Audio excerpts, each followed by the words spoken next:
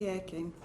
Thank you, Madam Chairman. It is a pleasure to serve under your chairmanship, and I'd like to congratulate my honourable friend, the member for the Isle of Wight, for securing this important debate.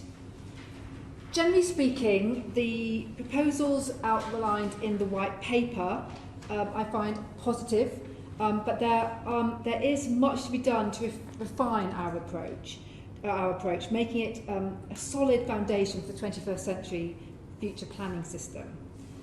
Firstly, what I would like to add is that as a local councillor for 15 years, the importance of engaging local communities to get it right from the very beginning of any planning system. Of course, there is the practical side in terms of context, utilities and amenities, as well as the need to protect well-loved conservation areas, particularly in a constituency like mine. In my personal experience as a councillor, local people are not NIMBYs, but want and deserve quality homes that are appropriate to where they live. And I know from speaking to constituents in the cities of London and Westminster, the vast majority of people who live there are so keen for their children and their grandchildren to be able to remain in the area. But sadly, at the moment, that is not always the case. And I do recognise that the government is paving the way on bricks and mortar, but there is still a long way to go to reach the government's targets of 300,000 a year. But it's not just about the numbers. My constituents want homes they can grow up and remain in when they have families. We want our children to know a range of people from all different walks of life.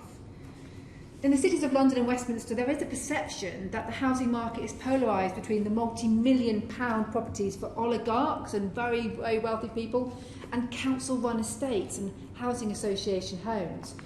What we need and what local people want are affordable and appropriate homes in the middle ground that keep thriving neighbourhoods, just that, thriving, friendly communities. So I would urge the Minister to ensure that local residents are not only sufficiently consulted, but make a concerted effort to increase local democracy when it comes to the final planning reforms that we see in the legislation when it comes forward.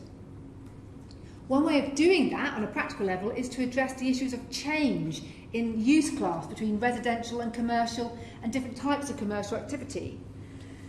I know that there's been recent changes in planning legislation which is already having a major effect like this on my constituencies, not giving local authorities the flexibility that they need.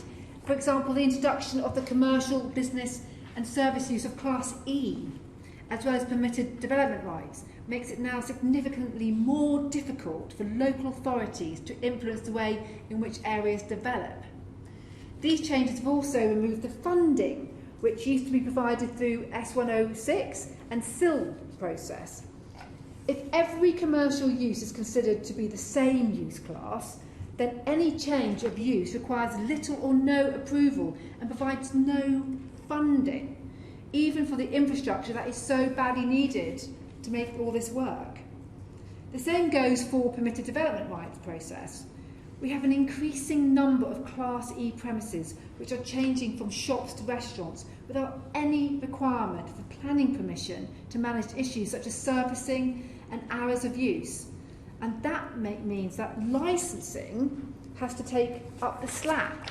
Planning is pushing the problem over to the licensing committees in local authorities. That's not on. What is important here is that the planning process should listen to residents. It should take into account their views and the appropriateness of changes in residential and commercial uses for communities and local authorities. A second way to bolster local democracy which I think is the MHCLG should consider making improvements, is to the appeals process for planning applications. There is much in the spirit with the Prime Minister has stated his ambitions to give constituents a greater say over what gets built in their communities. But allow me to provide you with a quote from the Covent Garden Community Association, which wrote to me and says, "We need to rebalance the appeal process in the current planning system. The fact that applicants can appeal to the planning inspector, but local communities can only appeal to the High Court, sets up an imbalance of risk. So, Madam Chairman, there's so much to welcome in the planning reforms, but there still needs to be local democracy at its very heart. Matt Weston.